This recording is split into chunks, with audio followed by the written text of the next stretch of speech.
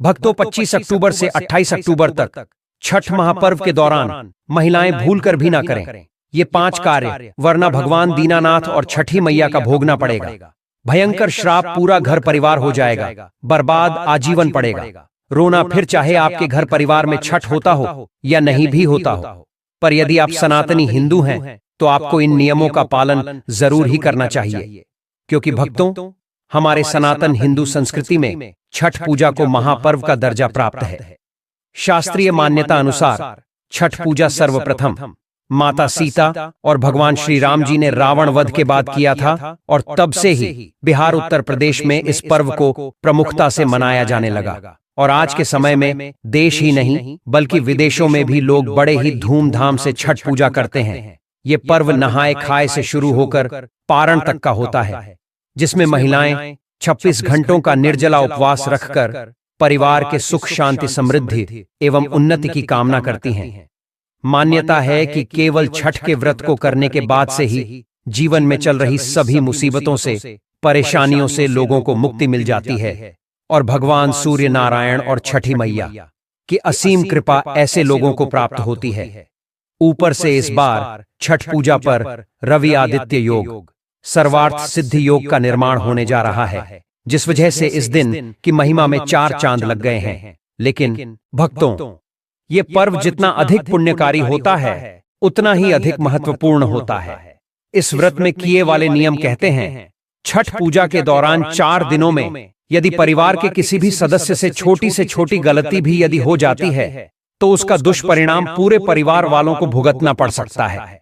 साथ ही शास्त्रों में कुछ ऐसी महिलाओं के बारे में भी बताया गया है जिन्हें छठ पूजा का व्रत भूलकर भी नहीं रखना चाहिए। इसीलिए भक्तों, जितना महत्वपूर्ण छठ पूजा करना है उससे कई ज्यादा महत्वपूर्ण छठ महापर्व के नियमों को जानना और उसका पालन करना है। विशेषकर महिलाएं इस वीडियो में बताई जाने वाली सभी बातों को बड़े ही ध्यानपूर्वक सुनिएगा, क्योंकि महिलाएं घर की लक्ष्मी होती हैं, और यदि घर की लक्ष्मी ही कोई गलती कर दे तो पूरे परिवार को इसका खामियाजा भुगतना पड़ सकता है। इसलिए भक्तों, आपसे निवेदन है कि आज के इस वीडियो को अपने और अपने पूरे परिवार की सकुशलता एवं उज्जवल भविष्य के लिए शुरू से लेकर अंत तक पूरा बिना भगाए जरूर देखकर जाइएगा, क्योंकि यदि आपने वीडियो को बीच बीच से भगा कर देखा तो हो सकता है कि आपसे कोई महत्वपूर्ण जानकारी छूट जाए और आपको पुण्य के जगह भगवान श्री सूर्य नारायण जी और छठी मैया के कोप का सामना करना पड़े। इसलिए भक्तों, वीडियो को पूरा जरूर देखिएगा। भक्तों, वीडियो में आगे बढ़े उससे पहले यदि आप भी इस छठ पूजा पर भगवान श्री सूर्य नारायण और छठी मैया की कृपा अपने जीवन में प्राप्त करना चाहते हैं तो एक बार सच्चे दिल से कमेंट सेक्शन में जय छठी मैया, जय दीनानाथ जरूर लिख दीजिएगा, और जितना अधिक हो सके इस वीडियो को शेयर भी अवश्य करिएगा, जिससे अन्य लोग भी छठ पूजा पर ये 5 काम करने से बच जाएं, जिससे उनका तो भला हो ही आपका भी भला हो। क्योंकि भक्तों, नेकी व्यर्थ नहीं जाती, हरि लेखा जोखा रखते हैं। इसलिए भक्तों, छठ महापर्व पर दूसरों का हित जरूर करें। भक्तों, छठ महापर्व का महत्व और मान्यता अत्यंत पवित्र और आध्यात्मिक मानी जाती है। यह पर्व सूर्य देव और छठी मैया की उपासना का पर्व है, जो कार्तिक मास के शुक्ल पक्ष की षष्ठी तिथि को मनाया जाता है। साल 2025 में 25 अक्टूबर को नहाए खाए के दिन से इस 4 दिवसीय पर्व का शुभारंभ हो जाएगा, जिसका समापन 28 अक्टूबर को पड़ना से 7 होगा। शास्त्रों के अनुसार सूर्य देव को प्रत्यक्ष देवता कहा गया है, क्योंकि वे जीवन के आधार हैं। उनकी किरणों से ही पृथ्वी पर ऊर्जा और जीवन संभव है। इसलिए छठ पूजा के दौरान जब व्रती उदयमान और अस्ताचल सूर्य को अर्घ्य देती है तो वे न केवल सूर्य की शक्ति की साधना करती हैं, बल्कि अपने मन, शरीर और आत्मा को भी शुद्ध करती हैं। छठी मैया, जो प्रकृति की जननी मानी जाती है, उनके आशीर्वाद से संतान की रक्षा होती है और घर में सुख समृद्धि बनी रहती है। पर यदि भूलवश भी ये 5 गलतियां हो जाती हैं तो व्यक्ति को विपरीत परिणामों के लिए भी तैयार हो जाना चाहिए। तो चलिए अब जानते हैं अपनी सबसे पहली गलती के बारे में। भक्तों, छठ महापर्व के दौरान सबसे बड़ी लापरवाही जो आजकल अधिकांश लोग करते हैं वो है शुद्धता, पवित्रता में अनदेखी करना। दोस्तों, आजकल अक्सर ऐसा देखा जाता है कि कई सारे लोग छठ में बनने वाले मुख्य पकवान ठेकुआ के लिए बाजार का आटा या मैदा ले आते हैं, जो कि सरासर गलत और छठ महापर्व के नियमों के विपरीत है। शास्त्रों में अनुसार छठ पूजा में प्रयोग होने वाले आटे के लिए आपको 2-4 दिन पहले ही गेहूं को खरीदकर फिर सुखाकर साफ सुथरी चक्की में ही पिसवाना चाहिए। यदि आलसवश बाजार से आटे का प्रयोग किया गया तो भगवान सूर्य नारायण और छठी मैया आपका पूजन स्वीकार नहीं करेंगे, तो उस बात का आप विशेष रूप से ख्याल रखें। साथ ही छठ पूजा में भोजन और प्रसाद की शुद्धता का भी अत्यंत ध्यान रखना चाहिए। प्रसाद बनाते समय घर में सच्ची भावना और शुद्धता का वातावरण होना चाहिए। लोहे या एल्यूमिनियम के बर्तनों का प्रयोग नहीं करना चाहिए। इसके स्थान पर मिट्टी या पीतल के बर्तनों को शुभ माना गया है।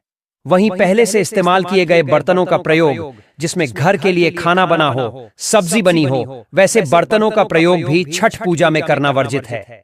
प्रसाद बनाते समय लहसुन, प्याज या किसी भी तामसिक वस्तु का आसपास होना तो दूर, उसकी सुगंध भी नहीं आनी चाहिए।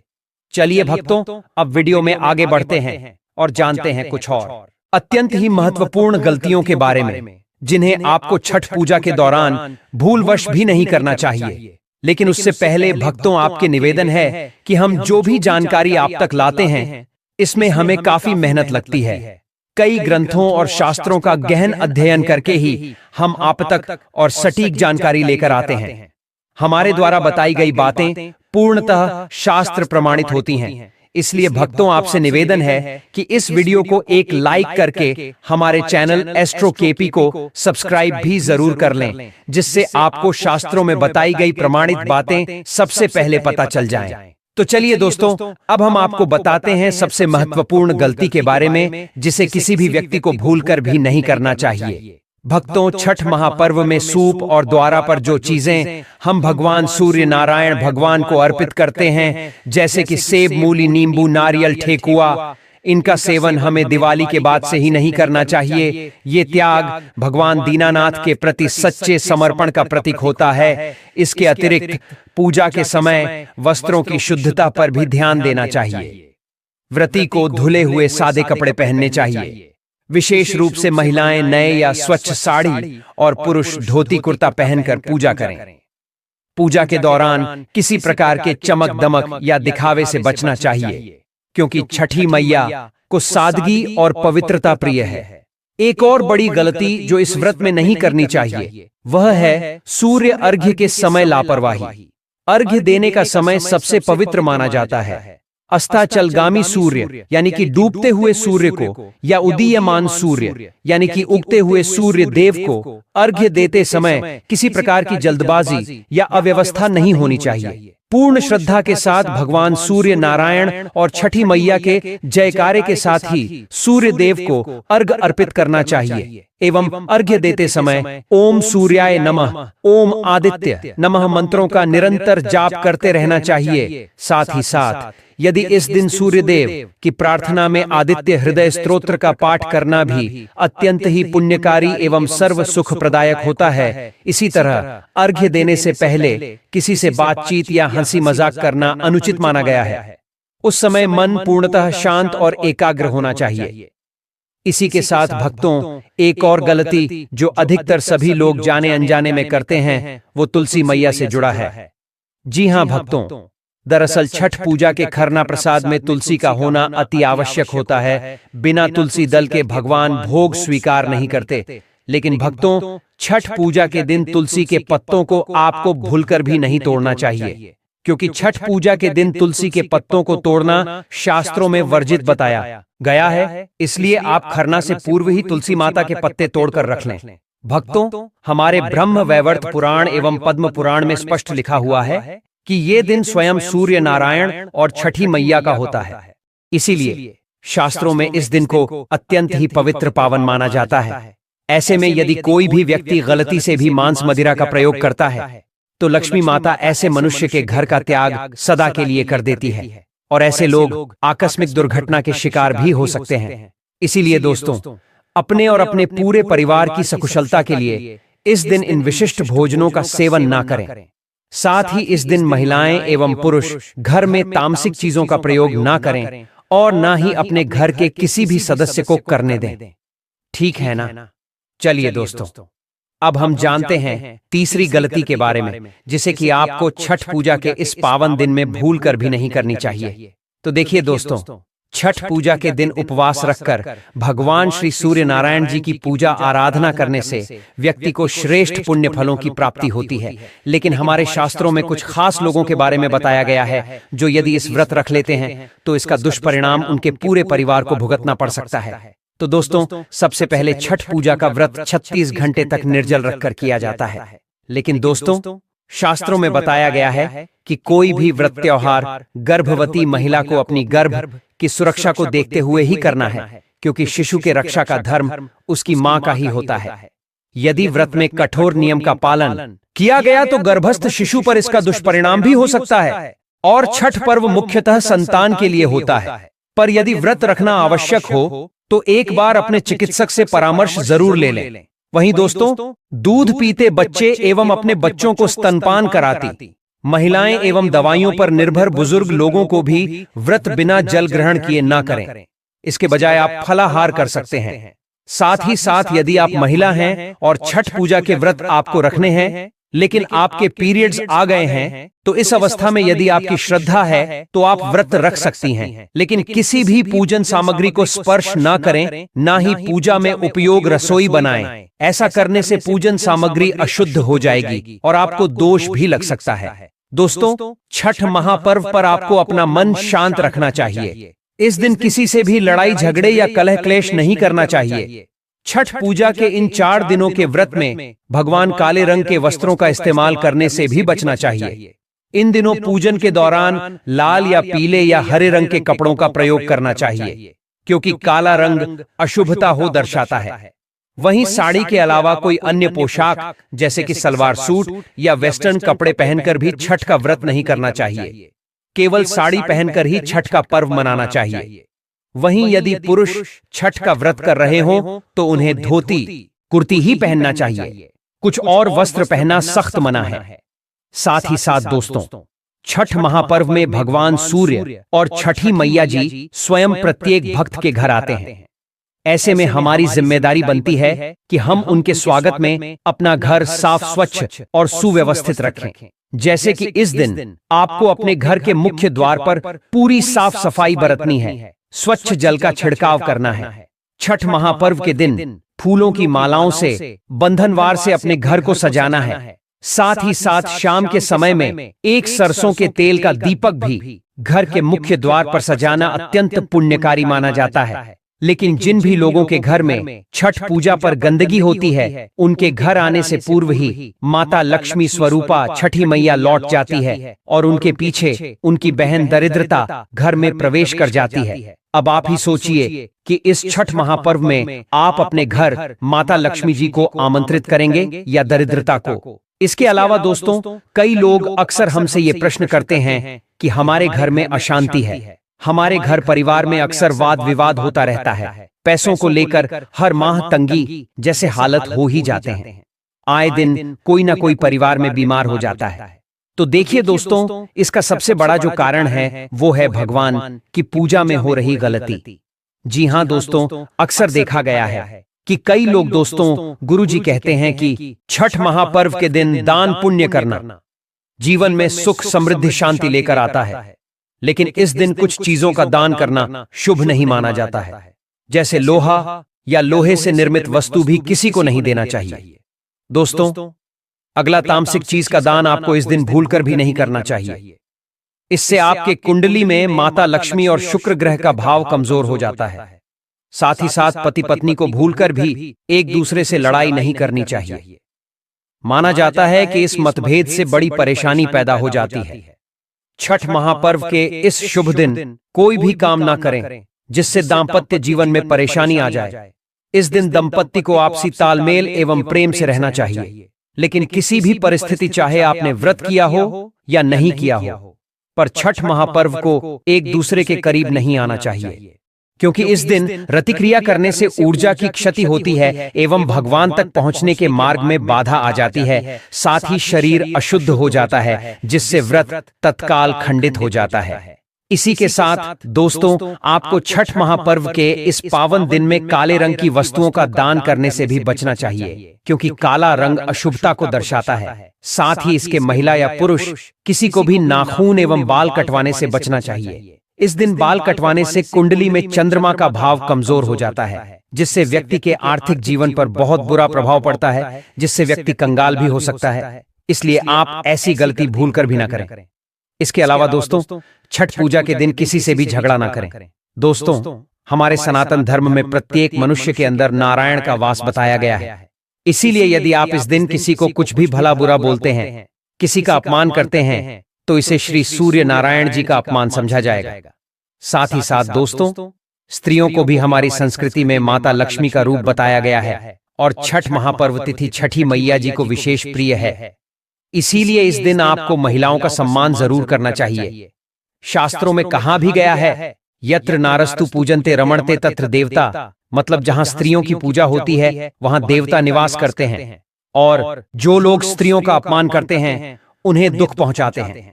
ऐसे लोग जीवन में कभी भी खुश नहीं रह सकते। इसके अलावा छठ पूजा के दिन किसी भी मनुष्य को मांसाहार का सेवन भूलकर भी नहीं करना चाहिए। साथ ही साथ इस दिन मदिरा पान करने से भी बचना चाहिए।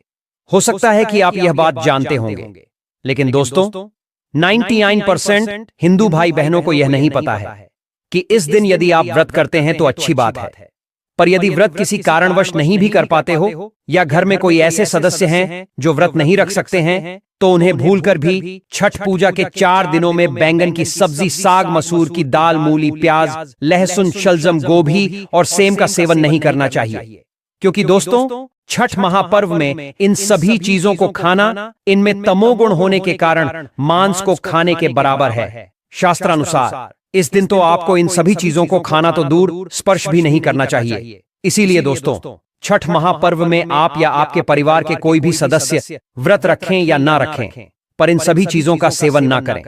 छठ पूजा पर सात्विक भोजन ही करें। यहां तक कि जो लोग पान अथवा पान मसाला, गुटखा, सिगरेट आदि चीजों का सेवन करते हैं, उन्हें भी इस एक दिन इन नशीली चीजों से दूरी बनाकर रखनी चाहिए।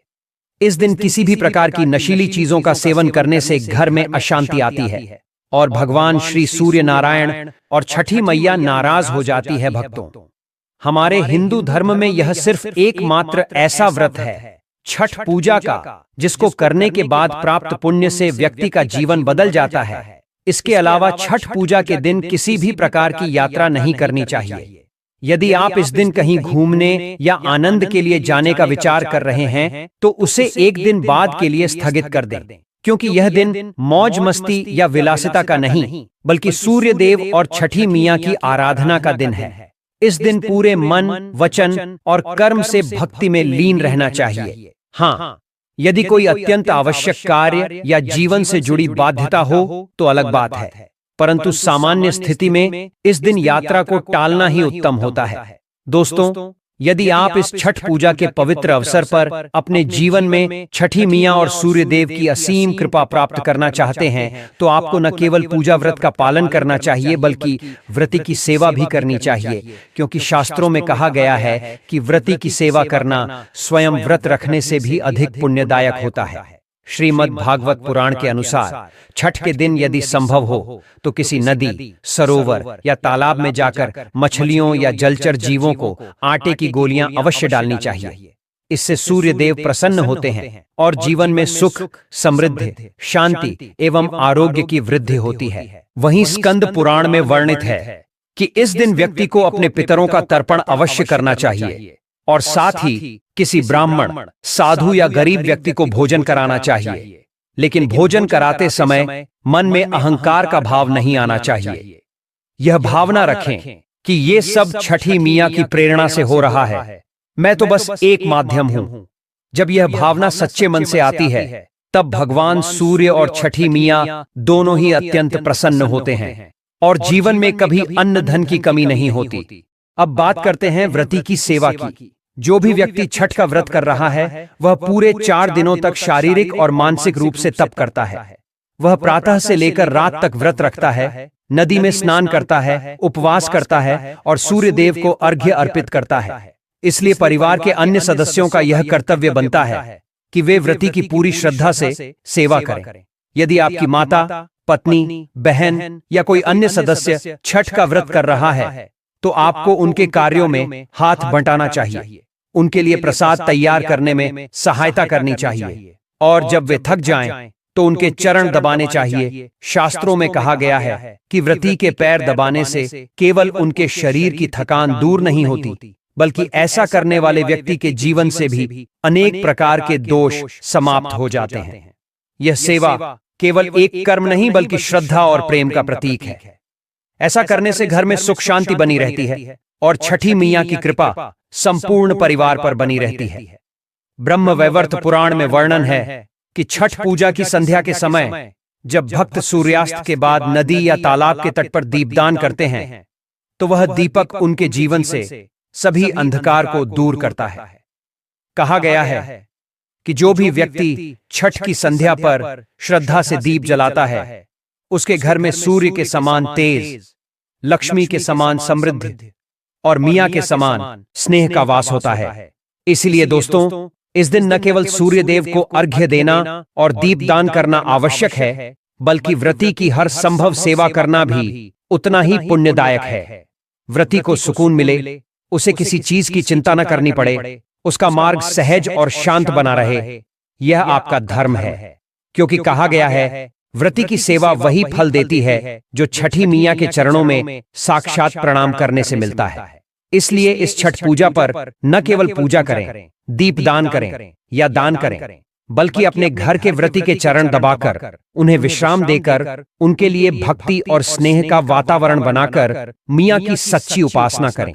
ऐसा करने से आपके घर परिवार में सुख, शांति, आरोग्य और समृद्धि सदा बनी रहेगी और छठी मैया का आशीर्वाद जीवन भर आपका साथ देगा।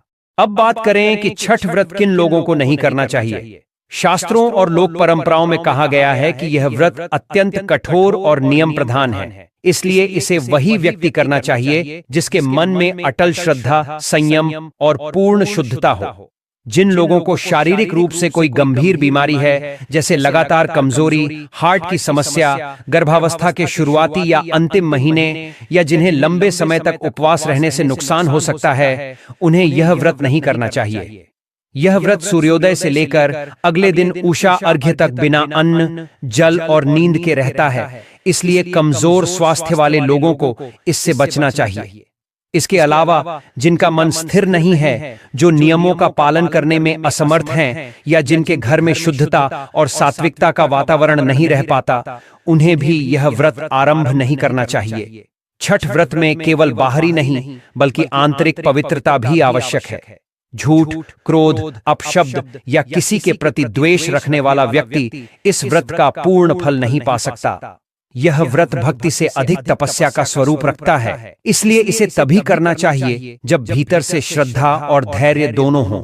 अब आरंभ होती है व्रत की यात्रा। 4 दिवसीय इस अनुष्ठान की, जिसमें हर दिन का अपना महत्व, नियम और आचरण निर्धारित है। पहला दिन होता है नहाय खाए, जो सामान्यतः कार्तिक शुक्ल चतुर्थी के दिन मनाया जाता है। इस दिन से व्रती का शुद्ध जीवन प्रारंभ होता है। व्रती प्रातः काल ब्रह्म मुहूर्त में उठकर स्नान करते हैं। स्नान के लिए नदियों या किसी पवित्र जल स्रोत को सर्वोत्तम माना गया है, परंतु यदि संभव न हो तो घर में गंगा जल मिलाकर स्नान करना भी शुभ माना जाता है। स्नान के बाद व्रती नए स्वच्छ वस्त्र धारण करते हैं और घर की संपूर्ण सफाई करते हैं। इस दिन रसोई को विशेष रूप से पवित्र बनाया जाता है। छठ का व्रत शुरू करने से पहले रसोई में लहसुन, प्याज, अंडा, मांस, मछली, शराब जैसी तमाम तामसिक वस्तुएं पूरी तरह निषिद्ध होती हैं। नहाय खाए का अर्थ ही है स्नान करना और केवल एक बार सात्विक भोजन ग्रहण करना। इस दिन व्रती केवल एक ही समय भोजन करता है, जो अत्यंत पवित्रता से बनाया जाता है। भोजन में सामान्यतः लौकी की सब्जी, चने की दाल और अरवा चावल शामिल होते हैं। यह भोजन पीतल या मिट्टी के बर्तन में पकाया जाता है और लकड़ी या गोबर के उपलों की अग्नि से तैयार किया जाता है, ताकि उसमें किसी प्रकार की अशुद्धि न आए। भोजन तैयार करते समय व्रती अकेले रसोई में रहते हैं और खाना बनाने से पहले स्नान कर स्वयं को पवित्र करते हैं। कोई भी बाहरी व्यक्ति रसोई में प्रवेश नहीं करता। इस भोजन को बनाने से पहले देवी छठी मैया का ध्यान किया जाता है। मन में संकल्प लिया जाता है कि आने वाले 3 दिनों तक शरीर और मन से पवित्र रहकर परिवार की मंगल कामना के लिए व्रत पूरा किया जाएगा। नहाए खाए के दिन व्रती जो भोजन करते हैं वह पहले सूर्यदेव को अर्पित किया जाता है और फिर उसी प्रसाद को ग्रहण किया जाता है। इस दिन व्रती केवल सात्विक और सादा भोजन करते हैं और रात में कुछ भी नहीं खाते। माना जाता है कि इस दिन से ही शरीर की शुद्धि प्रारंभ होती है ताकि अगले दिन उपवास के लिए शरीर तैयार हो सके। छठ व्रत में केवल व्रती ही नहीं बल्कि परिवार के सदस्य भी विशेष नियमों का पालन करते हैं। घर में साफ सफाई पर विशेष ध्यान दिया जाता है। कोई भी अपवित्र वस्तु या अपशब्द वातावरण को दूषित न करे, इसका ध्यान रखा जाता है। घर के मंदिर में दीपक जलाया जाता है और सूर्यदेव के समक्ष जल अर्पण कर उनसे आशीर्वाद मांगा जाता है। नहाए खाए के दिन व्रती का हृदय उत्साह और श्रद्धा से भरा रहता है। वह जानता है कि आने वाले दिनों में उसे कठोर नियमों और तप का पालन करना है, परंतु उस भक्ति में इतनी शक्ति होती है कि कठिन से कठिन साधना भी सहज लगने लगती है। इस दिन शाम को परिवार के सभी सदस्य एकत्र होकर छठी मैया की आरती करते हैं। छठी मैया आई अंगना में, सुख शांति भर दियो घर अंगना में, जैसे भजनों से वातावरण भक्ति में डूब जाता है। इस दिन क्या नहीं करना चाहिए, यह भी उतना ही महत्वपूर्ण है जितना क्या करना चाहिए। नहाए खाए के दिन किसी भी प्रकार की असत्यता, कलह या अपशब्द वर्जित है। रसोई में धातु के बर्तन न धोकर प्रयुक्त न छोड़े जाएं, यह भी वर्जित माना गया है। जो व्यक्ति इस दिन किसी का दिल दुखाता है, किसी से झगड़ा करता है या दूसरों के प्रति द्वेष रखता है, उसके व्रत का पुण्य कम हो जाता है। इस दिन व्रती को दिन भर शुद्ध भाव से रहना चाहिए और किसी नकारात्मक विचार को मन में नहीं लाना चाहिए। नहाए खाए के दिन से ही छठ व्रत की शुरुआत मानी जाती है और उसी दिन से घर का वातावरण भक्तिमय बन जाता है। सूर्यास्त के समय जब व्रती अपने आंगन या छत पर दीप जलाता है तो ऐसा प्रतीत होता है मानो उस दीप की लौ से ही सूर्यदेव की किरणें आशीर्वाद स्वरूप उतर रही हों। नहाए खाए केवल शरीर की शुद्धि का नहीं बल्कि मन की स्थिरता का भी आरंभ होता है।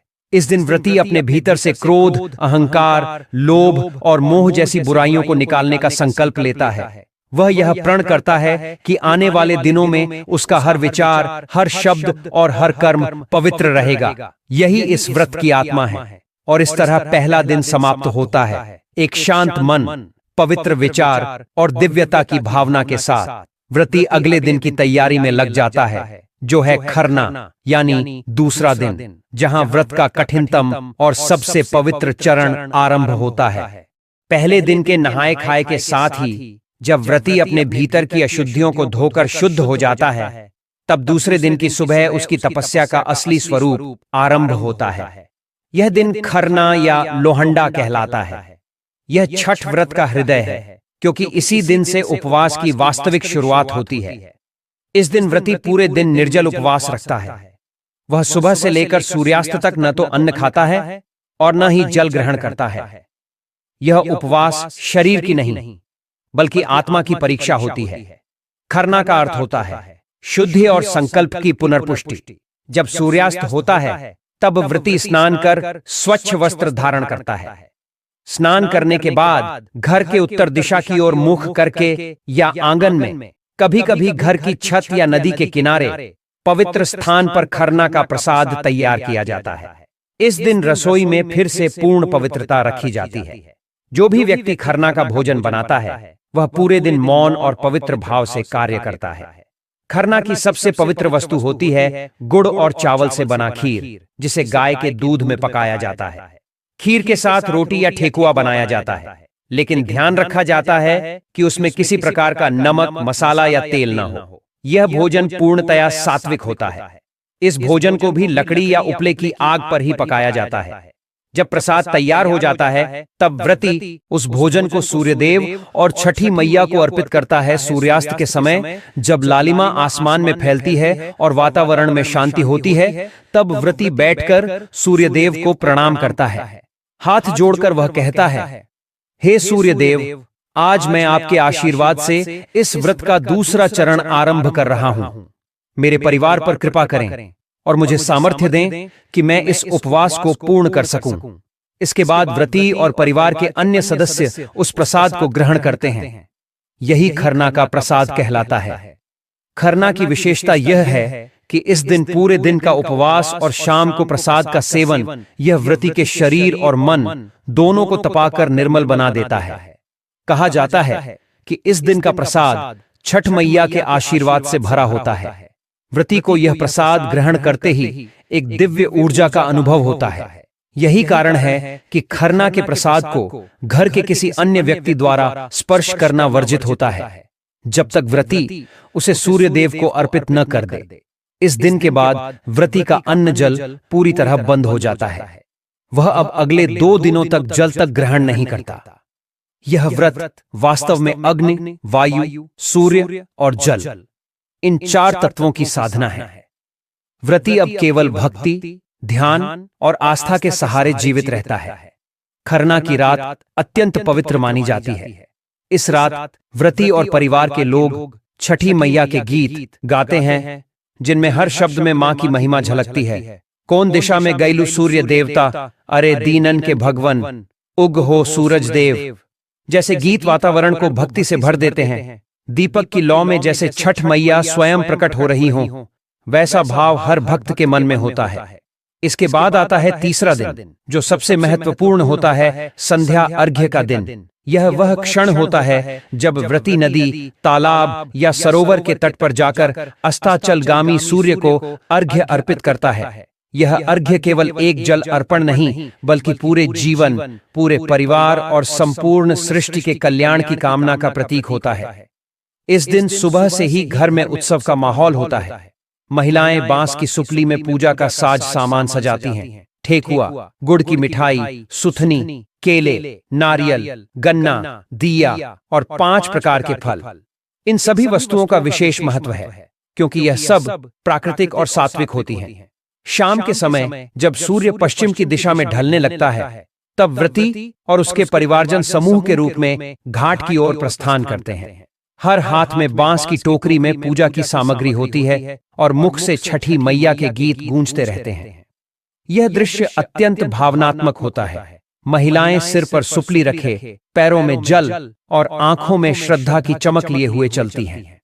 ऐसा प्रतीत होता है मानो पूरा संसार भक्ति में डूब गया हो। घाट पर पहुंचकर सभी व्रती जल में खड़े होते हैं। नदी की लहरें सूर्य की किरणों को सोने की तरह चमकाती हैं।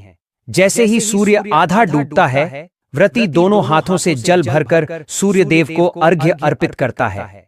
उस क्षण वातावरण में घंटियों की आवाज, गीतों की लय और हवा में उड़ती खुशबू मिलकर ऐसा दिव्य वातावरण बनाती है जिसे शब्दों में वर्णन करना कठिन है। व्रती कहता है, हे सूर्यदेव, आपने ही मुझे यह जीवन दिया है। आपकी किरणों से ही संसार जीवित है। कृपा करें, मेरे परिवार को सुख, स्वास्थ्य और समृद्धि प्रदान करें। अर्घ्य देने के बाद व्रती दीपक जलाकर नदी में प्रवाहित करता है, जो जीवन की आशा और प्रकाश का प्रतीक है। यह दीपक अंधकार में भी प्रकाश फैलाने का संदेश देता है। संध्या अर्घ्य के बाद व्रती घर लौट आता है, लेकिन वह अब भी निर्जल रहता है।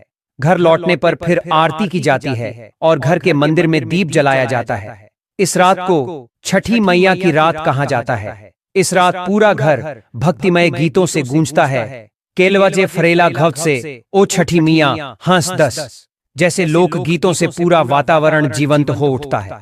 लोग मानते हैं कि इस रात छठी मैया स्वयं आकर अपने भक्तों की तपस्या का फल देती हैं। कहा जाता है कि जो इस रात सच्चे मन से मां का ध्यान करता है, उसकी हर मनोकामना पूर्ण होती है। फिर आता है चौथा और अंतिम दिन, उषा अर्घ्य, जिसे व्रत की सबसे पवित्र घड़ी माना जाता है। यह दिन कार्तिक शुक्ल षष्ठी की सुबह का होता है। इस दिन सूर्योदय से पहले ही व्रती और परिवार के लोग फिर से घाट की ओर प्रस्थान करते हैं। जब चारों ओर अंधकार होता है और केवल दीपक की लौ जल रही होती है, तब व्रती नदी में खड़ा होकर पूर्व दिशा की ओर मुख करता है। जैसे ही क्षितिज पर सुनहरी किरणें फैलती हैं और सूर्यदेव उगने लगते हैं, वैसे ही व्रती दोनों हाथों से जल लेकर सूर्यदेव को अर्घ्य अर्पित करता है। यह क्षण अत्यंत भावनात्मक होता है। कई व्रती इस समय आंखों में आंसू लिए सूर्यदेव और छठी मैया से प्रार्थना करते हैं, मैया हमने तन मन और वचन से आपकी सेवा की है, हमारी झोली में सुख शांति और समृद्धि बरसा दो, हमारे बच्चे सुखी रहें, परिवार सुरक्षित रहे, घर में अन्न और धन की कमी न हो। इस समय सूर्य की पहली किरण जब व्रती के माथे पर पड़ती है तो ऐसा माना जाता है कि छठी मैया का आशीर्वाद उस पर उतर आया है। अर्घ्य देने के बाद व्रती धीरे धीरे जल से बाहर आता है, वह धरती को प्रणाम करता है और फिर अपनी पूजा की सुपली को घर ले आता है। घर पहुंचकर परिवार के सभी सदस्य व्रती के चरण स्पर्श करते हैं, क्योंकि यह व्रत करने वाला व्यक्ति उस क्षण देवता तुल्य माना जाता है। व्रत के समापन के बाद व्रती जल या अदरक चने के रस से अपना उपवास तोड़ता है, जिसे पारण कहा जाता है। यह 4 दिनों की तपस्या केवल एक धार्मिक कर्म नहीं, बल्कि आत्मशक्ति और निष्ठा का प्रमाण है। इस व्रत में केवल सूर्य देव या छठी मैया की पूजा नहीं होती, बल्कि यह व्रत मनुष्य को सिखाता है कि जीवन में संयम, सत्य और श्रद्धा का कितना महत्व है। छठ व्रत में क्या खाना चाहिए और क्या नहीं, यह भी अत्यंत सूक्ष्म नियमों में आता है। व्रती और उसके परिवार के सदस्य पूरे 4 दिन तक केवल सात्विक भोजन करते हैं। भोजन में प्याज, लहसुन, मसाले, तेल, नमक, मांस, शराब, अंडा आदि सभी तामसिक वस्तुएं वर्जित रहती हैं। भोजन में केवल सादा चावल, दाल, फल, दूध, गुड़ और आटे से बने प्रसादों का उपयोग किया जाता है। इस दौरान किसी प्रकार का बाहर का भोजन या होटल का खाना छूना भी मना है। कहा जाता है कि छठ व्रत में व्रती स्वयं को प्रकृति के साथ जोड़ता है। इस व्रत में न कोई मूर्ति पूजन होता है, न कोई धूप दीप की अधिकता, बल्कि केवल सूर्य जो स्वयं साक्षात देवता हैं की पूजा होती है। यह पूजा आडंबर नहीं, बल्कि सादगी और शुद्धता की प्रतीक है। यही कारण है कि छठ मैया की पूजा में केवल प्राकृतिक वस्तुओं जैसे मिट्टी के दीपक, बांस की टोकरी, फल, गन्ना, जल और मिट्टी के पात्र का ही प्रयोग होता है। छठ पूजा के दौरान व्रती को कई बातें भूलकर भी नहीं करनी चाहिए। उसे क्रोध नहीं करना चाहिए, किसी से झगड़ा नहीं करना चाहिए, किसी को अपशब्द नहीं बोलना चाहिए। उसे दिन भर मन में केवल एक ही भाव रखना चाहिए, मैया सबका भला हो। व्रत के दौरान किसी का दिल दुखाना सबसे बड़ा अपराध माना गया है। यह व्रत भले ही कठिन हो, परंतु इससे मिलने वाला आशीर्वाद अनंत होता है। कहा जाता है कि जो व्यक्ति एक बार छठ व्रत करता है उसे जीवन भर यह व्रत करना चाहिए, क्योंकि यह केवल एक कर्म नहीं, बल्कि मां के साथ किया गया वचन है। व्रती जब सूर्य को अर्घ्य देता है तब उसका आत्मा और सूर्य का प्रकाश एक हो जाता है। उसी क्षण उसकी आत्मा पवित्र हो जाती है, उसके भीतर से हर नकारात्मकता दूर हो जाती है और जीवन में स्थिरता आ जाती है। छठ व्रत का महत्व इतना गहरा है कि इसे केवल एक धार्मिक आयोजन कह देना इसके प्रति अन्याय होगा। यह तो भक्ति और अनुशासन का ऐसा पर्व है जिसमें हर व्यक्ति स्वयं को मां के चरणों में समर्पित कर देता है। वह जानता है कि मैया केवल उन पर कृपा करती हैं जो सच्चे मन से तप करते हैं। वहीं भक्तों, छठ महापर्व पर अर्घ्य देना केवल एक क्रिया नहीं होती, यह स्वयं सूर्य देव से संवाद करने का माध्यम होता है। जल अर्पण